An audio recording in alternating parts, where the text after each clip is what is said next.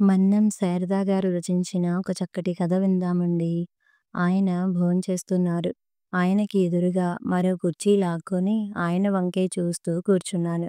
ఆయన నన్ను గమనించడం లేదు. బాగా ఆకలిగా ఉందేమో త్వరగా తింటున్నారు. చూస్తుండగానే పచ్చడి అన్నంలోంచి కూరలోకి జంప్ చేసి పెరుగులో పడ్డారు. నేను అసహనంతో నిట్టూర్చాను. నోట్లో పెట్టుకోబోతున్న ముద్ద ఆపి కళ్ళెత్తి నా వంక చూశారు.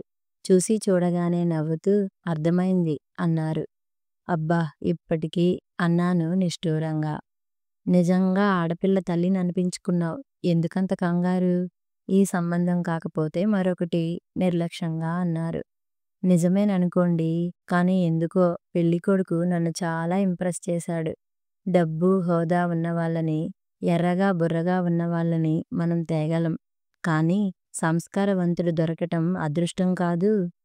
పెద్ద ఉద్యోగంలో ఉన్నప్పటికీ అతని సింప్లిసిటీ, పెద్దల పట్ల వినయం, ఎదుటివారిని గౌరవించే విధానం, అవునవును వాటన్నిటినీ మించి కట్నం వద్దనటం ఆయన నవ్వుతూ పూర్తి చేశారు. అదీ నిజమే. ఈ రోజుల్లో కుటుంబాన్ని, అమ్మాయిని చూసి ఎవరండీ చేసుకుంటున్నది అన్నాను. ఆయన నవ్వుతూ అవునన్నట్లుగా తల పంకించారు. ఇంతకీ అసలు సంగతి చెప్పారు కాదు?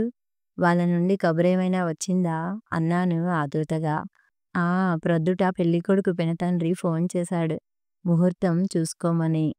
హమ్మయ్య! అన్నాను సంతోషంగా. ఆయన ఆ రోజు న్యూస్ పేపర్ తీసుకొని బెడ్రూంలోకి వెళ్ళిపోయారు. నేను డైనింగ్ టేబుల్ క్లీన్ చేసి వంటగది సర్దుతున్నాను. యాంత్రికంగా పనులు చేసుకుపోతున్నా నా మనసు ఆనందంతో ఉక్కిరిబిక్కిరి అవుతున్నది. సిద్ధార్థ నా అల్లుడు కాబోతున్నాడన్న విషయం నాకు ఎనలేని సంతోషాన్ని కలుగజేస్తున్నది. మాటిమాటికి నా మనసు సిద్ధార్థని గాయత్రి పక్కగా పెట్టి ఊహించి మురిసిపోతున్నది. ఎందుకో తెలియదు అతని పట్ల నాకు విపరీతమైన అభిమానం ఏర్పడింది. అతను మంచి హోదాలో ఉన్నాడన్నది, చూపులకు ఆరోగ్యంగా, అందంగా ఉన్నాడన్నది నా అభిమానానికి కారణాలు కాదు. మొదటి నుండి మేనర్స్, డిసిప్లిన్ అంటే చచ్చిపడే నాకు అతనిలో అవి కొట్టొచ్చినట్లు కనబడేసరికి నాకు కాదగ్గ అల్లుడు తనేనని మనసు అదే పనిగా ఘోషించింది. గాయత్రిని చూపించినప్పుడు అతను అందరిలా చిల్లర ప్రశ్నలు వేయలేదు. ఎంఏ లిటరేచర్ చేసిన గాయత్రిని సాహిత్యం గురించి అడిగాడు. గోల్డ్ మెడలిస్ట్ అయిన నా కూతురికి కాంపిటేటివ్ ఎగ్జామ్స్ పట్ల ఎందుకు ఇంట్రెస్ట్ లేదని ప్రశ్నించాడు. పెళ్లి పట్ల ఎలాంటి అభిప్రాయాలున్నది సుతిమెత్తగా, సూచనప్రాయంగా అడిగి తెలుసుకున్నాడు. అలా అడుగుతున్నప్పుడు అతను పెళ్ళికొడుకు హోదా ప్రదర్శించలేదు. కొంతమంది మగపిల్లాల్లా సోఫాకి చేరబడి తాళాలు తిప్పుతూ బడాయి చూపించలేదు. ఎన్నాళ్లకో కనబడ్డ స్నేహితుడిలా ఎంతో గౌరవంగా కూర్చొని గాయత్రికి మాత్రం వినిపించేంత గొంతుతో మార్దవంగా మాట్లాడాడు. నీటుగా, నున్నగా దువ్విన క్రాఫు, తెల్లటి బట్టలు, నున్నగా మెరుస్తున్న సూట్ అతని క్రమశిక్షణని తెలియబరుస్తున్నాయి. మధ్యలో ఆ గదిలోకి మా వారెందుకో వెళ్ళినప్పుడు వినయంగా లేచి నిలబడ్డాడు. కాఫీలందించేందుకు నేను ట్రే తీసుకెళ్తే విష్ చేసి నవ్వాడు. అతని తల్లిదండ్రుల ప్రసక్తి వచ్చినప్పుడు వారి పట్ల అతను మాట్లాడిన మాటలలో ఎంతో ఆప్యాయత కనిపించింది. అతను లేచి వెళ్తున్నప్పుడు ఆ నడక ఎంతో టీవీగా ఉంది.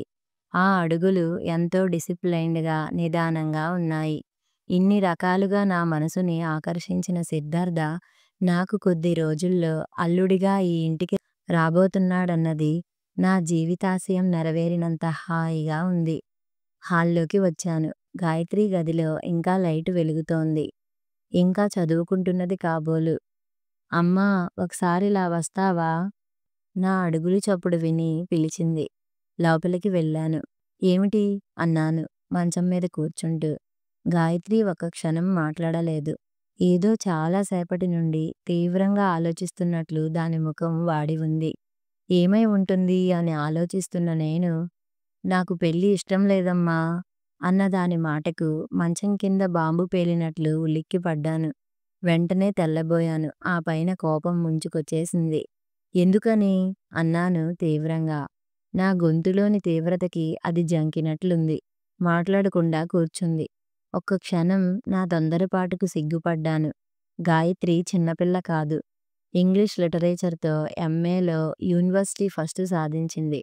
ఒక విమెన్స్ కాలేజీలో లెక్చరర్‌గా బాధ్యతాయుతమైన ఉద్యోగం చేస్తున్నది. పైగా నా కూతురని గొప్ప చెప్పుకోవడం కాదు గానీ, అది చాలా డిసిప్లైన్డ్‌గా పెరిగింది. ఎక్కడెలా మసలుకోవాలో, ఎవరితో ఎంతవరకు మాట్లాడాలో దానికి తెలిసినంతగా నాకు కూడా తెలియదు. అలాంటి ఎదిగిన పిల్ల మీద ఎగిరి పడటం నాకే చిన్నతనం అనిపించింది. అందుకే నా తప్పుని సరిదిద్దుకుంటూ, లాలనగా దాని తల నిమురుతూ అన్నాను. చాలా మంచి సంబంధం గాయత్రి. పెళ్ళికొడుకుని నువ్వు కూడా చూశావుగా. నవమన్మధుడు కాకపోయినా ఎత్తుకి తగ్గ లావుతో ఆరోగ్యంగా ఉన్నాడు. చక్కటి ఉద్యోగం, వీటన్నిటినీ మించిన సంస్కారం. నీకెందుకు నచ్చలేదు? గాయత్రి మెల్లిగా అంది. నచ్చలేదని ఎవరన్నారు? అతనికి కాబోయే భార్య నిజంగా అదృష్టవంతురాలు. అతను నిన్ను పెళ్లి చేసుకునేందుకు ఇష్టపడ్డాడు. ముహూర్తాలు కూడా పెట్టుకోమని కబురొచ్చింది. ఆ అదృష్టం నీదే అవ్వబోతున్నది. లేదమ్మా! నేను రాజేంద్రని చేసుకోవాలని ఎప్పుడో నిర్ణయించుకున్నాను. ఎవరతను? అన్నాను ఓర్పుగా. అతను పోస్ట్ గ్రాడ్యుయేషన్‌లో నా క్లాస్‌మేట్. ప్రస్తుతం ఇక్కడే ఆంధ్రా బ్యాంక్‌లో ప్రొబేషనరీ ఆఫీసర్‌గా ఉన్నాడు. మీ ఇద్దరూ ప్రేమించుకున్నారా? గాయత్రి తలదించుకుంది. ప్రేమంటే ఏమో అదేం తెలియదు నాకు. మేము ఒకరినొకరు లైఫ్ పార్ట్నర్స్ కావాలనుకున్నాం. నాకు చాలా ఆశ్చర్యం అనిపించింది. గాయత్రి తన వయస్సుకు మించి రిజర్వ్డ్‌గా ఉంటుంది. దానికి గర్ల్ ఫ్రెండ్స్ లేరు. అలాంటిది ఒక లవర్. నేను కొంచెం నిస్పృహగానే అన్నాను. సరే గాయత్రి, మీ నాన్నగారికి కూడా చెబుతాను. పెద్దవాళ్ళం, పిల్లల భవిష్యత్తు బాగుండాలనే ఆదుర్ద కొద్దీ ఎన్నో ఊహించుకుంటాం. నడక నేర్చిన వాణ్ణి పడిపోతాడనే భయంతో ఎత్తుకు తిప్పడం ధర్మం కాదు. మీ భవిష్యత్తు మీరుగా నిర్ణయించుకున్నప్పుడు అంగీకరించి అక్షింతలు వేయడమే శ్రేయస్కరం. నా మాటలలో దానికి నిష్ఠూరం ధ్వనించిందేమో, కాసేపు మాట్లాడలేదు. నా గుండెలో చెప్పలేని బరువు. గాయత్రిని మెడలు వంచి సిద్ధార్థకిచ్చి చేయాలన్నంత తెగింపు. కానీ సంస్కారం అడ్డొచ్చి నా ఆవేశాన్ని నొక్కిపెడుతున్నది. అమ్మా! నువ్వొక్కసారి రాజేంద్ర అమ్మగారితో మాట్లాడాలి. ఎందుకు? పెళ్లి విషయం మీ పెద్దవాళ్ళు కదిలిస్తే బాగుంటుందని రాజేంద్ర అన్నాడు. నాకు చెప్పలేని ఆవేశం పొంగుకొచ్చింది. ఓహో! మగ పెళ్లివారి టీవీ ఒలకబోస్తున్నాడా? అన్నాను వెటకారంగా. కాదమ్మా! ఆమె అదో రకమట. ఆమెకు ఇష్టం లేని ఏ పని చేసినా హిస్టీరికల్‌గా ఫీలై గోల చేస్తుందట. ఆ పైన ఫెయింటయిపోతుందట. అందులో ఇది పెళ్లి విషయం. అందుకే ఆమెని కన్విన్స్ చేసి ఆమె ఇష్ట ప్రకారమే జరుగుతుందనిపిస్తే నా ముఖంలోకి చూసి ఆగిపోయింది గాయత్రి. ఒకవేళ ఆమె కన్విన్స్ కాకపోతే రాజేంద్ర నిన్ను పెళ్లి చేసుకోడా? గాయత్రి మాట్లాడలేదు. చూడు గాయత్రి, మీరిద్దరూ పెద్దల ప్రమేయం లేకుండానే ప్రేమించుకున్నారు. పెళ్లి చేసుకోవాలని నిర్ణయించుకున్నారు. సిద్ధార్థ లాంటి మంచి యువకుణ్ణి కాదంటున్నావనే నాకు రవ్వంత బాధగా ఉంది గానీ, అన్ని విధాలా అన్నీ తెలుసుకున్న విద్యావతివి. నీవు ఎన్నుకున్న యువకుణ్ణి అల్లుడుగా అంగీకరించడానికి నాకెలాంటి అభ్యంతరమూ లేదు. పెద్దలకి చెప్పడం, వారి అంగీకారం తీసుకోవడం ఉభయత్రా మంచిదే. ఒకవేళ మేము అంగీకరించని పక్షంలో, ధైర్యంగా మీరు నిలబడి పెళ్లి చేసుకోలేని పక్షంలో దానంత సిగ్గుచేటైన విషయం మరొకటి లేదు. గాయత్రి మౌనాన్ని ఆశ్రయించింది. సరే, ఆ అడ్రస్ ఇవ్వు, ప్రయత్నిస్తాను అన్నాను లేస్తూ. గాయత్రి ఇచ్చిన అడ్రస్ ప్రకారం అక్కడికి చేరుకున్నాను. కొంచెం ఎత్తు మీద అధునాతనంగా కట్టబడి ఉందా ఇల్లు. గేటు తీసుకుని లాన్‌లోకి వెళ్ళాను. ఎదురుగా భౌభౌమంటూ ఎర్రబడి చూస్తున్నది ఆల్సేషియన్ కుక్క. భయంగా నిలబడిపోయాను. దాని అరుపులకి ఒక యువకుడు బయటికి వచ్చి దాన్ని జూలీ చుప్ అంటూ నా వైపు ప్రశ్నార్థకంగా చూశాడు. ఈనాటి నవనాగరికతకి లక్షణంగా హిప్పీ స్టైల్లో జుట్టు, మూతి క్రింది దాకా దిగిన ఒత్తైన మీసాలు, బలంగా చురుకుగా ఉన్నాడు.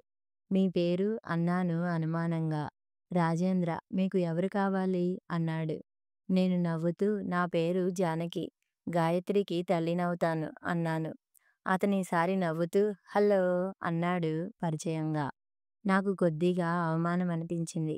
అతడు గౌరవంగా, పెద్దదాన్నైన నన్ను చూసి నమస్కారం అంటే సంతోషమనిపించేది. అందరూ నా పద్ధతిలోనే ఉండాలనుకోవటం సబబు కాదని మనసుని సమర్థించుకున్నాను. Mummy somebody came for you అంటూ లోపలికి కేకపెట్టి రండి అంటూ డ్రాయింగ్ రూమ్‌లోకి తీసుకెళ్ళాడు. డ్రాయింగ్ రూమ్ అప్ టు డేట్‌గా ఉంది. నేల మీద మెత్తటి కార్పెటు, కిటికీలకు అందమైన పలుచని తెరలు, లేత ఆలివ్ గ్రీన్ రంగులో మెరుస్తున్న డిస్టెంపర్ చేసిన గోడలు, టీవీ సెట్టు, రేడియోగ్రామ్ ఆ గదికి అందం తెచ్చాయి. రాజేంద్ర రేడియోగ్రామ్ ఆన్ చేశాడు. నేను అతని కదలికలు పరిశీలిస్తున్నాను. అతను నాతో ఏం మాట్లాడలేదు. గ్రామ్‌లో వస్తున్న పాశ్చాత్య సంగీతానికి అనుగుణంగా తల ఊపుతూ ఏదో మ్యాగజైన్ తిరగేస్తున్నాడు. ఇంతలో అడుగుల సవ్వడి వినిపించి అటు తిరిగాను. ఇంచుమించు నా వయసు స్త్రీ. నాకన్నా అధునాతనంగా అలంకరించుకొని ఆ గదిలోకి వచ్చింది.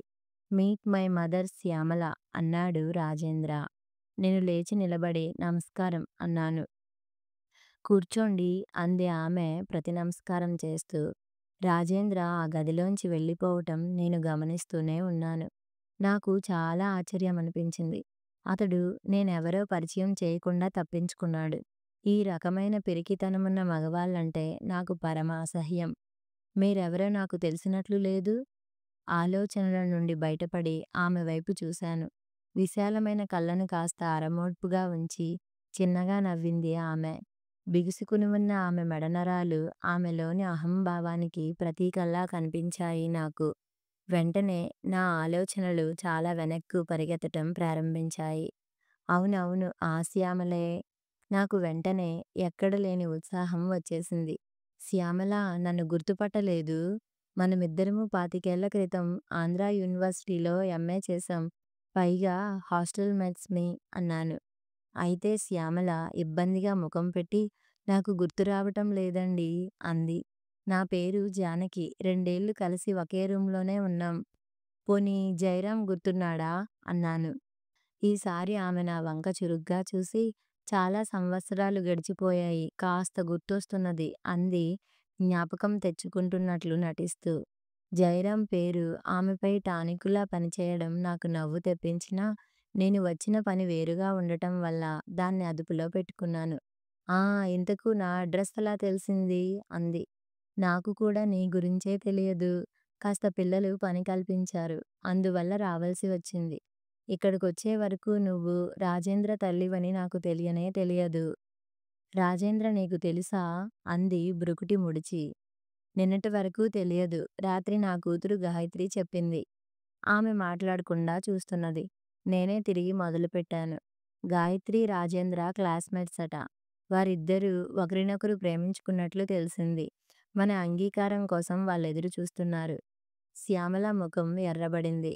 ఆ, ప్రేమదేముందిలే, కాలేజీకెళ్ళి పాఠాలతో పాటు అదీ మొదలు పెడతారు. పెళ్ళంటే ఎన్ని చూడాలి అంది కాస్త చులకనగా. నాకు బాధ కలిగింది. అయినా దాన్ని కప్పిపుచ్చుకుంటూ అలా తీసెయ్యకు. వాళ్ళు మరీ చిన్నపిల్లలు కారు బాధ్యతారహితంగా ప్రవర్తించేందుకు. ఒకరంటే మరొకరికి ఇష్టం ఉన్నప్పుడు, వాళ్ళకి మరో అడ్డు లేనప్పుడు వాళ్ళ పెళ్ళికి అభ్యంతరమేమిటి అన్నాను. నీకేం, ఆడపిల్ల తల్లివి. ప్రేమ పేరుతో పైసా కట్నం లేని అల్లుడు దొరికితే ఎగరేసుకుపోవాలని చూస్తున్నావు. నాకు వెనుక 2 కూతుళ్ళున్నారు. వాళ్ళకి నేను కట్నం ఇవ్వాల్సి ఉంటుంది అంది శ్యామల మోటుగా. నేను దెబ్బతిన్నట్లు చూశాను. శ్యామల, కొంచెం జాగ్రత్తగా మాట్లాడటం మంచిది. నీ కొడుకుని కట్నం లేకుండా ఎరవేసి తీసుకుపోవాలని రాలేదు నేను. నీ కొడుకు కంటే అన్ని విధాల యోగ్యుడు నా కూతుర్ని కట్నం లేకుండా చేసుకుంటానన్నా అది వదులుకోవటానికి సిద్ధపడి ఇటు వచ్చాను. అంత అవసరమేమిటో శ్యామల వెటకారంగా అడిగింది. అవసరం కాదు, పిచ్చి. ప్రేమించిన వాన్నే పెళ్లి చేసుకోవాలనే వెర్రి సిద్ధాంతం పెట్టుకున్న నా కూతురికి అంతకంటే మంచివాడు దొరికినప్పుడు పాతవాన్ని వదిలేయాలన్న విషయం తెలియదు అన్నాను కసిగా. శ్యామలకి నా మాట ఎక్కడ తగలాలో అక్కడే తగిలింది. విసురుగా పైకి లేచింది. ఏది ఏమైనా మా వాడికి మీ అమ్మాయిని చేసుకోవటం అసంభవం. మా స్టేటస్‌కి తగినదే చేస్తాం. నా మాట ఏనాటికి వాడు కాదనడు అంది గట్టిగా నొక్కి పలుకుతూ. మంచిది. నువ్వు రాజేంద్ర తెల్లివని తెలిస్తే నీ స్టేటస్ ముందే ఊహించి ఇక్కడి దాకా వచ్చి ఉండేదాన్ని కాదు. ఆడపిల్లతో ప్రేమ వ్యవహారం సాగించి అమ్మ దగ్గర నోరెత్తలేని ప్రబుద్ధుడు నాకు అల్లుడు కావటం సిగ్గుచేటు. ఈ మాటలు ప్రక్క గదిలో రాజేంద్రకి వినిపించాలనే గట్టిగా అని బయటికొచ్చేశాను. నా మనసు వెగటుగా అయిపోయింది.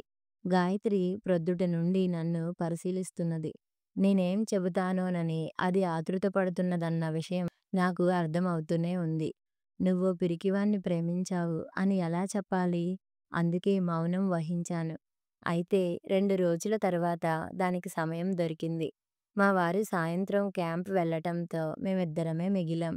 అప్పటికి దాన్నుంచి తప్పించుకునే ఉద్దేశ్యంతో డాబా మీదికి వెళ్ళి నవల చదువుకుంటూ కూర్చున్నాను. మెల్లిగా అడుగుల సవ్వడి వినిపించింది. తల ఎత్తి చూశాను. గాయత్రి. ఏం తోచటం లేదా? అన్నాను నవ్వుతూ. ఉహుం అంది. పిక్చర్‌కి వెళ్దామా? వద్దు నీతో మాట్లాడాలని అంది మరో కుర్చీ లాక్కొని కూర్చుంటూ. నేను మౌనంగా చదువుతున్న నవల పక్కన టీపాయ్ పైన ఉంచి, రాజేంద్ర తల్లి నాకు పరిచయస్తురాలే. నేను చదువుకునే రోజుల్లో ఆమె నా క్లాస్‌మేటే కాక, హాస్టల్‌లో 2 ఏళ్లు రూమ్‌మేట్ కూడాను అన్నాను ప్రస్తావనకి నాందీగా. గాయత్రి ముఖం విప్పారింది. అవునా! అన్నట్లు నవ్వబోయి, నా ముఖం చూసి ఆగిపోయింది. ఇక్కడ రాజేంద్ర తల్లి గురించి కొంత నీకు చెప్పాలి. తర్వాత నేను వెళ్ళిన సంగతులు చెబుతాను. ఆమె పూర్వకథ ఎందుకు చెబుతున్నానంటే, నీవు వెళ్ళాలనుకుంటున్న ఇంటి మనుష్యులు ఎలాంటివారో నీకు తెలియడం మంచిదని. గాయత్రి వింటున్నది. శ్యామల అంటే రాజేంద్ర తల్లి ఎంఏలో నాతో పాటు వచ్చి చేరింది. నాకిప్పటికీ గుర్తు. జాయిన్ అవ్వటానికి వచ్చినప్పుడు వాళ్ళ ఊరిలో బీఏ చేసిన పల్లెటూరి తత్వం ఆమెను పూర్తిగా విడనాడలేదు. కాస్త గట్టిగా రిబ్బన్ పెట్టిన జడ, పొట్టి పరికిణీలు, జోకాలు, ఎవరు పలకరించినా గట్టిగా మాట్లాడడం, జేబు రుమాల్లో డబ్బులు చుట్టుకోవడం చాలా అమాయకంగా అనిపించింది.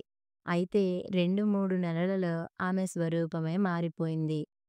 2 జడలు, పొడవుగా పెంచి ట్రిమ్ చేసిన గోళ్లు, ఐ హీల్స్, మాటలు తుంచి స్టైల్‌గా మాట్లాడటం, మగపిల్లలతో పరిచయాలు. అసలు అంత త్వరగా అంత మార్పు ఎవ్వరిలో చూడము. ఇంత ఖచ్చితంగా ఆమెను నేను గమనించడానికి గల కారణం ఆమె నా రూమ్‌మేట్ కావటమే. క్లాస్‌లో కూడా అబ్బాయిలను, ప్రొఫెసర్స్‌ని ఆకర్షించాలని తెగ ప్రయత్నం చేసేది. చివరికి ఆమె దృష్టి జయరాజ్ మీద పడింది. జయరాజ్ చాలా అందగాడనే చెప్పాలి. అతని తండ్రి హిందూ, తల్లి ఆంగ్లో ఇండియన్. ఈ 2 కలయికల వల్ల ఏర్పడిన వినూత్న సౌందర్యం అతనిది. నీలి కళ్ళు, నల్లని ఉంగరాల క్రాఫు, బలిష్టమైన శరీరం. ఎలాంటి వారైనా మరోసారి వెనక్కు తిరిగి చూడాలనిపించే అందం అతనిది. దానికి తోడు అతను గిటార్ చాలా చక్కగా వాయించగలడు. చాలామంది అమ్మాయిలకు అతను ఆరాధ దైవం. ఒక్కసారి ఏదో కల్చరల్ ఫంక్షన్‌లో అతను బ్రహ్మాండంగా గిటార్ వాయించాడు. ఆ అదును చూసుకొని శ్యామల అతన్ని పొగిడేసింది. ఆ విధంగా అతనితో ఏర్పడిన పరిచయాన్ని నెల రోజుల్లోపలే గట్టి అనుబంధం చేసేసింది. రోజూ అతనితో బీచ్ ఒడ్డున షికార్లు, సినిమాలు ఒకటేమిటి అతనే లోకంగా మసలటం ప్రారంభించింది. శ్యామల నా రూమ్‌మేట్ కావటాన నాకు మరికొన్ని విషయాలు కూడా తెలిశాయి. ఆమెకు ఒక బావ ఉన్నాడు. అతను స్టేట్స్‌లో డాక్టరు. శ్యామల్‌ని అతనికిచ్చి పెళ్లి చేయాలని ఆమె తల్లిదండ్రులు ఆశించారు. అయితే అతని తల్లి ఇందుకు ఇష్టపడలేదు. స్టేట్స్ నుండి వచ్చిన డాక్టర్ కొడుకుని చాలా పెద్ద మొత్తంలో అమ్మాలని ఆవిడ ఆశ అని శ్యామలే చెప్పింది. మీ బావేమంటారు? అడిగాను నేను. తల్లి మాటలకు ఎదురు చెప్పడు అంది శ్యామల. మరి ఈ లెటర్స్ వ్రాయడంలో ఆంతర్యం? అతని దగ్గర్నుండి రెగ్యులర్‌గా వచ్చే ఉత్తరాల సంగతి అడిగాను. నన్ను పెళ్లి చేసుకోనంత మాత్రాన శత్రువైపోతాడా? ఊరికే ఫ్రెండ్లీగా ఉత్తరాలు రాస్తాడు అంది. విచిత్రమేమిటంటే జయరాజ్‌తో పరిచయం పెరిగిన తర్వాత కూడా ఆమె వాళ్ళ బావకి లెటర్స్ వ్రాయడం మానలేదు. కాలేజీ అంతా జయరాజ్, శ్యామల ప్రేమ వృత్తాంతం తెలిసిపోయింది. అందరూ ఇదే టాపిక్. అయితే శ్యామల అదేం పట్టనట్లు ప్రవర్తించేది. శ్యామల ఇదేం బాగుండలేదు అన్నాను ఒకసారి రాత్రి 10 గంటల తర్వాత రూమ్‌కి చేరిన శ్యామలనుద్దేశించి. ఏది బాగుండలేదు? భుజాలెగరేస్తూ నిర్లక్ష్యంగా అడిగింది. నాకు బాగా కోపం వచ్చింది. అయినా తమాయించుకుంటూ అన్నాను. అదే జయరాజ్ గురించి, నీ గురించి ఏమనుకుంటున్నారో తెలుసా? అనుకోని నీకెందుకంత బాధ? అంటే వాళ్ళనుకునేవన్నీ నిజమేనన్నమాట? శ్యామల నవ్వింది. పిచ్చి జానీ! నీకన్నా వాళ్ళే తెలివైన వాళ్ళు. రూమ్‌మేట్ అయి ఉండి ఈ మాత్రం గ్రహించలేదంటే ఇంకేం చెప్పను? ఒక అమ్మాయి, అబ్బాయి రాత్రింబవళ్ళు ఒకరి చుట్టూ ఒకరెందుకు తిరుగుతారు? It is all love you know అంది. జైరాజ్ క్రిస్టియన్ అన్నాను. శ్యామల పగలబడి నవ్వింది. You are really innocent. ప్రేమకి వెల్లలు లేవు మై డియర్ స్వీట్ జానీ. అవన్నీ చూసుకుంటే అది రియల్ లవ్ కాదు. మరింక నేనేం మాట్లాడలేదు. ఆ 2 ఏళ్ళు జయరాజే శ్యామలగా, శ్యామలే జయరాజ్‌గా హుషారుగా కాలం గడిపేశారు. నాకొకటి మాత్రం సందేహంగా ఉండేది. జయరాజ్ లాంటి అందమైన యువకుడు శ్యామలలో ఏం చూసి ప్రేమించినట్టు? శ్యామలలో తెచ్చిపెట్టుకున్న అందమే గాని స్వతఃసిద్ధమైనదేమీ లేదు. నలుగురిని ఆకర్షించడానికి ఆమె చాలా శ్రద్ధగా తయారయ్యేది. అన్నీ తెలిసినట్లు ఉండాలని తెగ ప్రయత్నించేది. కానీ నిజానికి చాలా మంది ముందు ఆమె తీసి కట్టు. ఆమెకు తెలిసింది కూడా చాలా తక్కువ.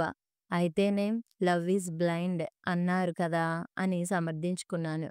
ఫైనల్ ఎగ్జామ్స్‌కి ముందు శ్యామల హడావిడిగా వాళ్ళ ఊరు బయలుదేరింది.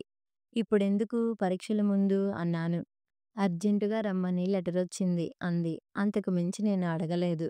ఆమె చెప్పనూ లేదు. శ్యామల వెళ్ళిపోయింది. శ్యామల వెళ్ళిన 4 రోజులకనుకుంటాను. జయరాజ్ స్కూటర్ మీద వెళ్తుంటే బీచ్ రోడ్డులో యాక్సిడెంట్ అయింది. అతనికి బాగా దెబ్బలు తగిలాయని తెలియగానే మేమంతా చూడటానికి హాస్పిటల్‌కి వెళ్ళాము. సున్నితంగా ఉండే అతని వళ్ళంతా బ్యాండేజీలతో నిండిపోయింది. అతన్ని ఆ పరిస్థితుల్లో చూడ్డానికి మేమెంతగానో బాధపడ్డాం. జయరాజ్ నా వంక మౌనంగా చూశాడు. ఆ చూపులో ప్రశ్న ఉంది. అతనికి కావలసిన వ్యక్తి అక్కడ కనబడటం లేదనేమో. అందుకే అన్నాను. శ్యామల ఊరెళ్ళింది. మీకు తెలిసే ఉంటుంది. అతను తెలియదన్నట్లు తల ఊపాడు. చాలా అర్జెంటుగా వెళ్ళింది. మీతో చెప్పే టైం లేకపోవచ్చు అన్నాను. జయరాజ్‌కి కూడా చెప్పి వెళ్ళలేదనే ఆశ్చర్యాన్ని దాచుకుని. ఆ రాత్రి శ్యామల వచ్చింది. ఎంతో ఉత్సాహం, ఆనందం మూటగట్టుకొచ్చిన దానిలా ఆమె కళ్ళు మెరుస్తున్నాయి. హుషారుగా నవ్వుతూ ఏమేమిటో చెబుతున్నది. జయరాజ్ విషయం ఎలా చెప్పాలా అని సతమతమవుతున్న నా చేతిలో 2 లడ్డూలు పెట్టి తిను అంది. వాటిని అలాగే పట్టుకొని ఆమె ముఖంలోకి తదేకంగా చూశాను. ఎందుకలా చూస్తున్నావ్? అంది నవ్వుతూ. చాలా సంతోషంగా ఉన్నావు. కారణం ఏమిటా అని అన్నాను. పర్వాలేదు బుర్ర పనిచేస్తున్నదే అంటూ శ్యామల సూట్‌కేస్‌లోంచి ఒక పెద్ద కవరు తీసింది. దానిలోంచి మరో కవరు తీసి నా చేతికిచ్చి, చూడు అంది. నేను అర్థం చేసుకున్నాను. అది పెళ్లి శుభలేఖ. శ్యామలదే అయి ఉంటుంది. జయరాజ్ గురించి ఇంట్లో చెప్పి ఏకంగా ఒప్పించుకొని శుభలేఖలతో సహా వచ్చేసిన శ్యామలని ఒక పక్క అభినందిస్తూనే మరో పక్క జాలిపడ్డాను. జయరాజ్ పరిస్థితి తెలిస్తే అనుమానాలతో కొట్టుకుపోతున్న నన్ను మోచేత్తో పొడిచి తెరిచి చూడబోయ్ అంది. నేనెంత ట్యూబ్‌లైట్‌నైనా ఆ మాత్రం గ్రహించగలనులే అంటూ కవరులోంచి కార్డు తీశాను. నా కళ్ళు నాకు అబద్ధాన్ని చూపిస్తున్నాయి. అది శ్యామల పెళ్లి శుభలేఖే. కానీ పెళ్ళికొడుకు జయరాజ్ కాడు. మధుసూదన్ రావు ఎంఎస్ ఎఫ్ఆర్‌సీఎస్. కార్డు నా చేతిలోంచి జారిపోయింది. అన్యాయం అరిచాను నేను. శ్యామల అసహనంగా చూసి క్రిందపడ్డ కార్డు తీసింది. నేను ఒక ఫారెన్ రిటర్న్డ్ భార్యని కాబోతున్నానని అసూయ అంది ఒత్తి పలుకుతూ. అసూయ కాదు అసహ్యం. నువ్వు జయరాజ్‌ని డిసీవ్ చేశావు అన్నాను గట్టిగా. ఎందుకలా గట్టిగా అరుస్తావు? నీకేదో అన్యాయం జరిగినట్లు. ఇది నా జీవితం. నా ఇష్టం వచ్చినట్లు చేసుకుంటాను అంది తాపీగా. అవును నీ జీవితం. నీ ఇష్టం వచ్చినట్లు చేసుకోవచ్చు. కానీ జయరాజ్ జీవితం పాడు చేయటానికి నీకెవరు అధికారం ఇచ్చారు? శ్యామల గమ్మత్తుగా భుజాలెగరేసింది. అతని జీవితం ఎవరు పాడు చేశారు? నేను అతన్ని పెళ్లి చేసుకోనంత మాత్రాన అతని జీవితం పాడవటానికి అతనేం అమ్మాయి కాదు అంది. మరతనితో ప్రేమాయణం ఎందుకు సాగించావు? అన్నాను కోపంగా. శ్యామల వ్యంగ్యంగా నవ్వి, నీకు చెప్పాల్సిన అవసరం నాకు లేదు. అయినా అడిగావు కనుక చెబుతా విను. అతనితో స్నేహం ప్రారంభించిన మొదట్లో అతన్ని పెళ్లి చేసుకునే ఉద్దేశం నాకసలు లేనేలేదు. మొదటి నుండి మా బావను చేసుకోవాలనుకున్నాను. అతని అంగీకారం కోసం ఎదురుచూస్తున్నాను. జయరాజ్ అంటే కాలేజీలో ఉన్న క్రేజ్ చూశాను. అమ్మాయిల కళ్ళల్లో ఆరాధన చూశాను. ఏదో రకంగా నలుగురి చేత గుర్తింపబడాలన్న తపన ఉన్న నేను అతనితో స్నేహం చేశాను. ఆ విధంగా అతని లవర్‌గా గుర్తింపు నేను అనుకున్న దానికంటే ఎక్కువే లభించింది. అంతేగాని నాకు అతని పట్ల క్రేజ్ గానీ, అతని గిటార్ సంగీతం పట్ల మోజు కానీ లేవు. అయితే జయరాజ్ పట్ల నాకు చిన్నచూపు లేదు. అతను నన్ను ప్రేమిస్తున్నట్లు నాకు తెలుసు. అతను అందగాడు, తెలివైనవాడు. కానీ మా బావ కన్నా అధికుడు కాడు. మా బావ జయరాజ్ అంత అందగాడు కాకపోయినా అతని కన్నా పై స్టేటస్‌లో ఉన్నవాడు. అందం చూడగానే ఆకర్షిస్తుంది గానీ, తర్వాత దేనికి పనికొస్తుంది? ఒక మహానుభావుడు ఏమన్నాడో తెలుసా? ప్రపంచంలో అందమైనవన్నీ ఉత్త పనికిమాలినవని. బావగాని ఖచ్చితంగా నన్ను పెళ్లి చేసుకోనని చెబితే నేను జయరాజ్‌నే చేసుకునేదాన్ని. కానీ లక్కీగా మా అత్త హార్ట్‌అటాక్ వచ్చి చచ్చిపోవడంతో మా బావ నన్ను చేసుకోవటానికి అంగీకరించాడు. దానితో మా కథ మరో మలుపు తిరిగింది. ఇప్పుడు చెప్పు, నేను జయరాజ్‌ని కాదనటంలో ఉన్న తప్పేమిటో? ప్రపంచమంతా డబ్బు చుట్టూ, హోదాల చుట్టూ తిరుగుతున్నది. అలాంటప్పుడు ఒక మెట్టు పైనున్న వాడితో జీవితాన్ని పంచుకొని సుఖపడాలనుకోవటంలో తప్పేముంది? ప్రేమ పేరు చెప్పి అంత నయవంచన చేసింది కాకుండా, అంత తెగించి మాట్లాడగల మనిషితో నేనింకేం వాదించగలను? ఆ తరువాత కథ మనకి అప్రస్తుతం. ఇదంతా ఎందుకు చెబుతున్నానంటే, ఆ ఇంటి మనుష్యుల మనస్తత్వాలు నువ్వు అంచనా వేసుకోగలుగుతావని అన్నాను. చెప్పడం ఆపి, గాయత్రి ముఖంలో ఆశ్చర్యం ప్రస్ఫుటంగా కనిపిస్తున్నది. తిరిగి నేనే అన్నాను. తల్లి బ్రతికినన్నాళ్ళు తన ఉద్దేశ్యమేమిటో చెప్పకుండా, తల్లిచాటు బిడ్డలా నటించి, తీరా ఆమె చనిపోయాక శ్యామల్ని వివాహమాడిన రాజేంద్ర తండ్రి మనస్తత్వం, వ్యక్తిత్వం ఎలాంటివో నీకర్థమయ్యే ఉంటుంది. శ్యామల సంగతి సరే సరి. ఒడ్డు చేరుకోవడానికి ప్రేమ పేరు చెప్పి జయరాజ్‌ని తెప్పలా వాడుకుంది. ఇక రాజేంద్ర సంగతికి వద్దాం. వాళ్ళిద్దరికీ పుట్టినవాడు కాబట్టి మోసగాడవుతాడని నేను జ్యోతిష్యం చెప్పను. కానీ శ్యామల కొడుకు ప్రేమ కథ గురించి చులకనగా మాట్లాడుతున్నప్పుడు బయటికి వచ్చి ఎదిగిన వ్యక్తిగా ఒక్క మాట మాట్లాడలేకపోయాడు. గాయత్రి తల్లిని నేనే అని తెలిసినప్పుడు కూడా నాతో మాట్లాడాలని ప్రయత్నించలేదు. అతని నడవడి ఎందుకో నాకు కృత్రిమంగా గోచరించింది. ఒక్క మాటలో చెప్పాలంటే అతని పునాది లేకుండా కట్టిన మేడలాంటివాడు. గాయత్రి తల వంచుకుంది. దాని మనసు దెబ్బతిని ఉంటుంది. రాజేంద్ర మీద అది చాలా ఆశలు పెట్టుకుందేమో. పద, చాలా చీకటి పడింది, భోంచేద్దాం అన్నాను దాని భుజం మీద చేయుంచి. గాయత్రి మౌనంగా అనుసరించింది. భోంచేస్తున్న నేను గాయత్రిని ఒక కంట కనిపెడుతూనే ఉన్నాను. గాయత్రి బేలలా కన్నీళ్లు పెట్టుకోలేదు. ఏదో ఆలోచిస్తున్న దానిలా భోజనం ముగించింది. చూడు గాయత్రి, నేను చెప్పినదంతా నా వైపు నుంచే. నువ్వు కూడా నిదానంగా ఆలోచించి నిర్ణయం తీసుకో అన్నాను వెళ్తున్న గాయత్రిని ఉద్దేశించి. అలాగేనమ్మా అంటూ వెళ్ళిపోయింది తన గదిలోకి. కాఫీ కప్పు తీసుకొని గాయత్రి గదిలోకి అడుగుపెట్టాను. గాయత్రి స్నానం చేసి న్యూస్ పేపర్ చూస్తున్నది. కాఫీ అందుకొని థాంక్యూ మమ్మీ అంది. నేను ఆశ్చర్యంగా దాని ముఖంలోకి చూశాను. సిగ్గుపడుతున్నట్లు నవ్వింది. ఎందుకో గాయత్రి ముఖం నాకు చాలా అమాయకంగా, ముద్దుగా అనిపించింది. పసితనం వీడని ఆ కళ్ళు స్వచ్ఛంగా మెరుస్తున్నాయి. మెల్లిగా దాని చేతిని చేతిలోకి తీసుకొని ముద్దు పెట్టుకున్నాను. అమ్మా! ఏమిటన్నట్లు చూశాను. సిద్ధార్థని చేసుకోవటం నాకు ఇష్టమే అంది తల వంచుకొని. ఆశ్చర్యంతో నా కళ్ళు వెడల్పయ్యాయి. కానీ సందేహంగా నా వంక చూసింది. కానీ అన్నాను నేను చెప్పమన్నట్లుగా రెట్టిస్తూ. సిద్ధార్థని ఒక్కసారి పిలిపించగలవా? ఎందుకు? అన్నాను కుతూహలంగా. నాకు భర్త కాబోయే వ్యక్తి దగ్గర నాకెలాంటి రహస్యాలు ఉండటం నాకిష్టం లేదు. అతనికి రాజేంద్ర విషయం చెబుతాను. నేను ఒక క్షణం విస్తుబోయి చూశాను. నా కళ్ళ ముందు పుట్టిన గాయత్రి ఎంతగానో ఎదిగి మరెంతగానో ఎత్తున నిలిచినట్లనిపించింది. దాని విశిష్టమైన వ్యక్తిత్వానికి, నిజాయితీకి మనసులో ఎంతగానో అబ్బురపడ్డాను. శిఖరం లాంటి నా కూతురు లోయలాంటి శ్యామల కుటుంబంలోకి విరిగి జారి పడనందుకు ఎంతగానో సంతోషించి, అలాగే సిద్ధార్థని రమ్మని కబురు చేస్తాను అన్నాను ఉత్సాహంగా. నాకు తెలుసు, సిద్ధార్థ లాంటి సంస్కారవంతుడు గాయత్రి ప్రేమ కథని అర్థం చేసుకోగలడని. కథ సమాప్తం.